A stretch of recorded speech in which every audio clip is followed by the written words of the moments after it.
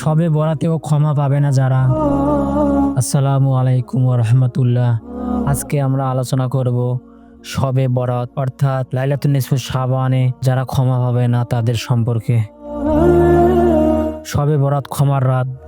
এ রাতে আল্লাহ তাআলা তার বান্দাকে ক্ষমা করেন এবং গুনাহ মাফ করেন। তবে এ রাতেও আল্লাহ তাআলা দুই শ্রেণীর মানুষকে কখনোই ক্ষমা করেন না। তারা হলেন অন্তরে হিংসা বিদ্বেষ পোষণকারী ও মুশরিক ব্যক্তি। হযরত মুয়াজ বিন জাবাল রাদিয়াল্লাহু তাআলা আনহু থেকে বর্ণিত, নবী করিম সাল্লাল্লাহু আলাইহি সাল্লাম বলেছেন, আল্লাহ তাআলা অর্ধ শাবানের রাতে অর্থাৎ শাবান মাসের 14 তারিখ দিবাগত রাতে তার সৃষ্টির দিকে রহমতের দৃষ্টি দেন এবং মুশরিক ও বিদেশ পোষণকারী ছাড়া সবাইকে ক্ষমা করে দেন। সহিহ ইবনে হিব্বান 5665 নং হাদিস। হিংসা বিদ্বেষ লালন করা একটি মন্দ স্বভাব, যার ফলে আমাদের অনেক নেক আমল এবং ভালো কাজ নষ্ট হয়ে যায়। হিংসা বা অহংকার মানুষের পতন ঘটায়।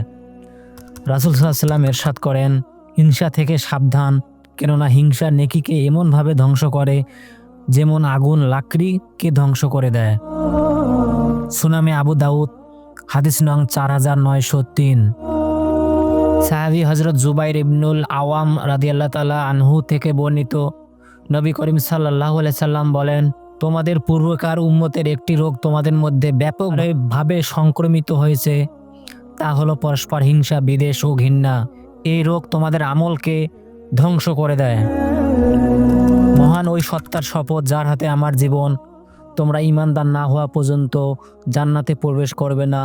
তোমরা যদি একে অপরকে না ভালোবাসো তবে তোমরা ঈমানদার হতে পারবে না। আমি কি তোমাদেরকে বলবো না যে পারস্পরিক ভালোবাসা কোন কাজের মাধ্যমে মজবুত হয়? তোমরা পরস্পর সালামের বিস্তার ঘটাও, তাহলে তোমার মধ্যে ভালোবাসা বিস্তার হবে, তোমরা হিংসা থেকে মুক্ত থাকবে। সুনানে তিরমিজি হাদিস নং 2510। উপরোক্ত হাদিস রাসূল সাল্লাল্লাহু আলাইহি ওয়াসাল্লামের উক্তি থেকে জানা যায় যে হিংসা বিদ্বেষ মানুষকে ধ্বংস করে দেয় এবং হিংসুক ব্যক্তির কোনো দোয়া আল্লাহ তাআলা কবুল করেন না, শবে বরাতেও কবুল করবে না।